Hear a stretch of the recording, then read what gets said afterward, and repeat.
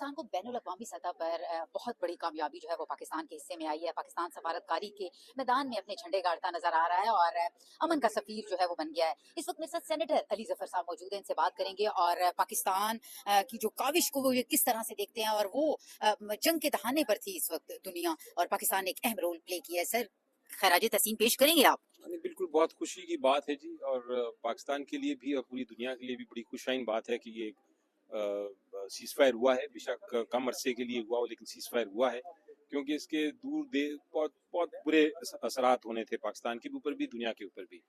और पाकिस्तान के लिए तो बहुत ज़रूरी है, क्योंकि हमारे अरब बहन भाई भी हैं, हमारे ईरानी बहन भाई भी हैं। हम नहीं चाहते कि उनमें ये कोई ज़्यादा इस तरह की कशीदगी बढ़े। मुस्लिम उम्मा भी हम नहीं चाहते कि आपस में लड़े, वो सिर्फ इसराइल का फ़ायदा होगा।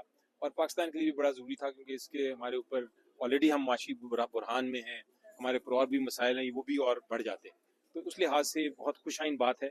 और मैं समझता हूँ कि अब ख़तरा तो ज़रूर है, ये सैबोटाज करने की कोशिश करेगा इजराइल, लेकिन अब बाकी दुनिया को भी अपना रोल अदा करना चाहिए और इस सीज़ फायर को परमानेंट बनाएं। और उसके साथ साथ मैं समझता हूँ कि इसका एक सबक भी हमें सीखना चाहिए, क्योंकि आजकल की जदीद दुनिया है।